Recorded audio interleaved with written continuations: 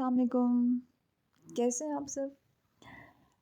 आज मैं बना रही थी नरगिसी कोफ्ते, जो कि खाने में तो बहुत ही मज़ेदार होते हैं और मैंने खाए हुए हैं, बनाए कभी नहीं थे। तो ये बग़ैर तजुर्बे के पहली दफ़ा मैं बना रही थी और जो कि मुझसे थोड़े से ख़राब हो गया। टेस्ट बहुत मज़े का था लेकिन थोड़ा-सा ख़राब हो गया।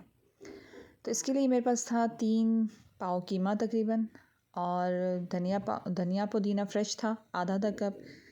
बेसन मेरे पास था यहाँ पर तकरीबन 3 खाने के चम्मच भुना हुआ।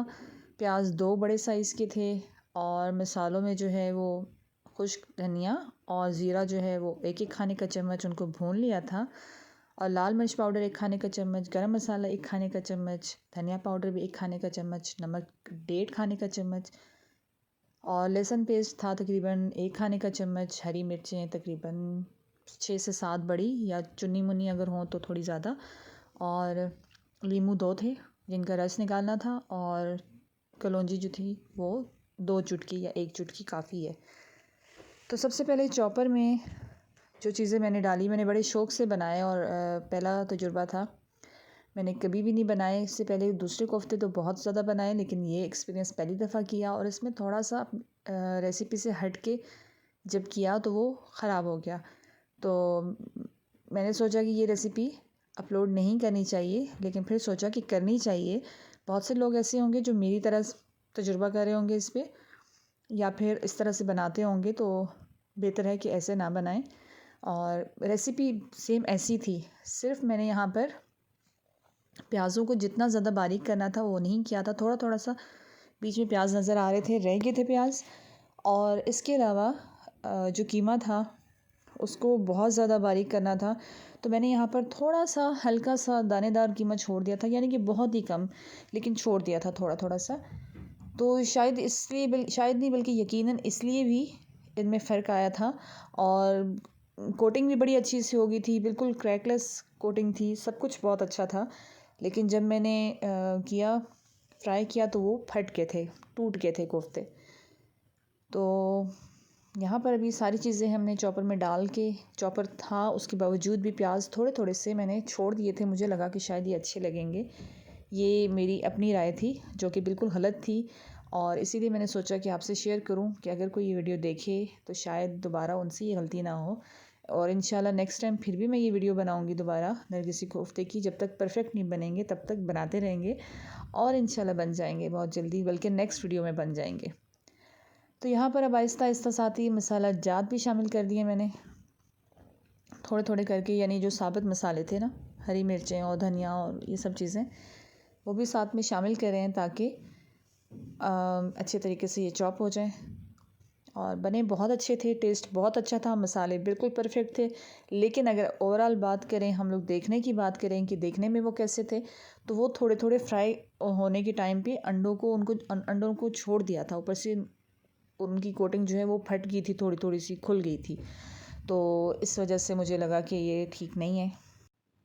और यहाँ पर मैंने 2 खाने के चम्मच कुकिंग ऑयल भी शामिल किया था, इसको थोड़ा-सा सॉफ्ट करने के लिए, और लेमन जूस फ्लेवर के लिए शामिल किया था तकरीबन 2 से ढाई चम्मच खाने के। और अब यहाँ पर सारे जो मसाला जात थे, ड्राई मसाले जो थे वो शामिल करेंगे। और चने भुने हुए यहाँ पर अवेलेबल नहीं थे, तो मैंने बेसन जो है वो भून के और वही शामिल किया था। तो चने हों तो चने ही, दूसरे कोफ्ते मैंने बनाए थे तो उसमें चने ही डाले थे और वो बिल्कुल परफेक्ट बने थे। लेकिन खैर इससे फ़र्क नहीं पड़ा, जो फ़र्क पड़ना था वो पड़ चुका था। लेकिन कोफ्तों का जायका बहुत अच्छा था, खाने में बहुत मज़ेदार थे।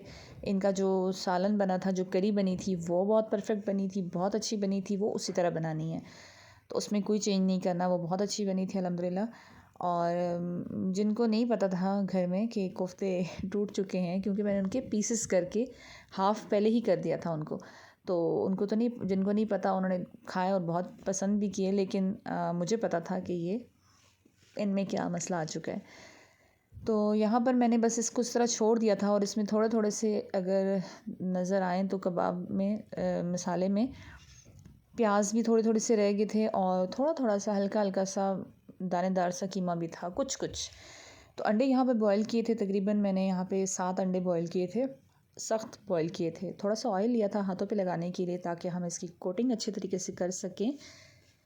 तो ऑयल हाथों पे इस तरह से मल के जितने ही शौक़ से वीडियो बनाई थी उतनी ही ये जो है, और ये वीडियो पहले की बनी हुई थी जिसको मेरा इरादा नहीं था अपलोड करने का, लेकिन फिर मैंने सोचा कि इसको अपलोड करना चाहिए। इसलिए अपलोड करना चाहिए कि हो सकता है कि किसी और से भी ऐसी गलती होती हो तो नेक्स्ट में वो ऐसी गलती कोई ना करें। तो बज़ाहिर ये बिल्कुल परफेक्ट लग रहे थे, बिल्कुल। जब इनको मैंने इस तरह से इसको कोट किया, इसके ऊपर लपेटा इस मिक्सचर को, कीमे वाले को, तो ये मैंने इसको बंद किया हर तरह से बिल्कुल। ये फ़र्स्ट वाला तो इतना कोई ख़ास बंद नहीं हुआ था, लेकिन बाकी जो किए थे वो बिल्कुल क्रैकलेस थे और बिल्कुल स्मूथ सा ऊपर लग रहा था। उसका जो सरफेस थी, उसकी जो ऊपर की जो सतह होती है वो बहुत अच्छी लग रही थी। पता नहीं फिर वो ऑयल में जाते साथ कैसे एकदम से टूट गया, लेकिन मुझे ये लगा कि एक तो प्याज उसमें थोड़ा सा दानेदार सा रह गया था, और दूसरा ये देखिए ये अल्हम्दुलिल्लाह कितना अच्छा, कितने स्मूथ से थे। लेकिन यहाँ पर भी प्याज नज़र आ रहे हैं, और एक तो प्याज उसमें दानेदार रह गया था और थोड़ा सा कीमा भी मुझे लग रहा था कि दाने दाने थोड़ा सा रह गया था इस तरह से। और ये वाला जो मिक्सचर थोड़ा सा बच गया था, तो इसके बाद में फिर मैंने कबाब बना के और बच्चों को खिला दिए थे इसी तरह से। तो करी के लिए यहाँ पर एक बड़ा साइज़ का प्याज लेके उसको मैंने शॉर्टकट किया, जल्दी से उसका पल्प बना लिया, और टमाटर 3 से 4 लेके उसका पेस्ट बना लिया कुछ इस तरह से, जो 1 कप भरकर था। लाल मिर्च पाउडर 1 खाने का चम्मच, नमक भी 1 खाने का चम्मच, और हल्दी और धनिया पाउडर जो है 1-1 चाय का चम्मच। तो यहाँ पर गैस जा चुकी थी हमेशा की तरह से, तो यहाँ पर हम लोगों ने सिलेंडर पे रखी कढ़ाई, और इसमें ताकि कोफ्ते फ्राई कर सकें। तो कोफ्तों को तो मैंने यहाँ पर डाल ही दिया कि वो कर लें, और बड़े मज़े का उन्होंने फ़र्स्ट जो रिस्पांस दिया बड़ा अच्छा दिया।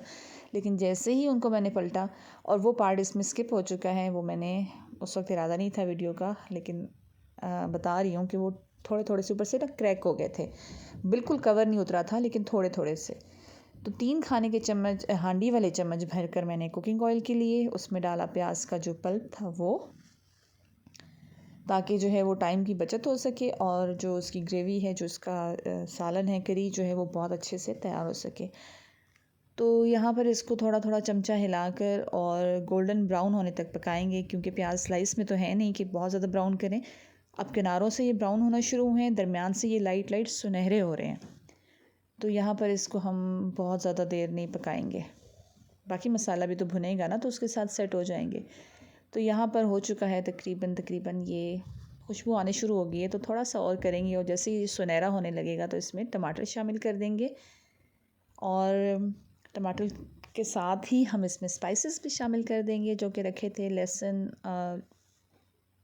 नहीं हल्दी, लाल मिर्च और नमक शामिल कर देंगे। इसको करेंगे अच्छे से मिक्स। अच्छा, मिक्स करने के बाद इसको 20 मिनट के लिए तकरीबन दरमियानी आंच से हल्की आंच पे पकाएंगे, ताकि ये जो इसमें कच्चापन है प्याज़ों का या टमाटर का वो बहुत अच्छे से, बज़ाहिर तो ये लग रहा होता है कि ये करी तैयार है, लेकिन ये तैयार नहीं होती। इसको 20 मिनट कम से कम हम अच्छी तरह से पकाएंगे, थोड़ा ज़्यादा भी हो जाए टाइम तो फ़र्क नहीं पड़ता। ये देखिए अभी 20 मिनट के बाद अल्हम्दुलिल्लाह अब पता लग रहा है कि ये करी तैयार है, मसाला इसका जो है भुन चुका है। अगर आप चाहें तो इसके अंदर भी कोफ्ते इसी तरह रख सकते हैं। मज़ीद अगर आपने इसमें मसाला तैयार नहीं करना या थोड़ा सा करी की शक्ल में नहीं लाना, तो इसी तरह से बीच में रख दें। और जो कढ़ाई बनती है कोफ्ता की वो और तरह से बनती है, उसमें मसाला खड़ा होता है, खड़ा खड़ा मसाला जो होता है, और इसमें जो है वो थोड़ा सा स्मूथ सा मसाला होता है जो बिल्कुल नज़र ना मैश हुआ हुआ होता है बिल्कुल। तो यहाँ पर 1 कप पानी का शामिल करेंगे, ताकि इसका थोड़ा सा वो शोरबा टाइप का बन जाए, हल्का हल्का सा। अभी तो ज़्यादा लग रहा है ना, लेकिन जब ये बॉयल होगा, जब ये पकेगा, 2 मिनट के लिए इसको हमने बॉयल करना था ऐसे। और कोफ्ते जो हैं वो अब आपको दिखाते हैं कि हमारे कोफ्ते कैसे हैं शक्ल व सूरत में, और उसका जो कोटिंग है ना वो देख के अंदाज़ा हो जाएगा कि उसके कीमा जो है वो थोड़ा दानेदार रह गया, और जो प्याज थे वो भी, ये देखिए इसमें लग रहा है कि कीमा और प्याज जो है वो थोड़े थोड़े से रह गए। ये कोफ्तों को मैंने पहले ही कट कर लिया, देखें साइड से अंडों से हटे हुए हैं थोड़े थोड़े से, तो इनको साबित नहीं रखा जा सकता था। हरा धनिया और हरी मिर्चें और गरम मसाला देंगे दम में। खुशबू बहुत ज़बरदस्त थी, जायका भी बहुत मज़े का था। और उम्मीद है कि आपको ये रेसिपी अच्छी लगी होगी। अच्छी लगी तो लाइक शेयर भी कीजिएगा और बहुत अच्छे तरीके से कोफ्ते बनाइएगा। ये हमारे कोफ्ते तैयार हैं जो कि बहुत मज़ेदार थे, लेकिन थोड़ा सा फ़र्क था देखने के लिए।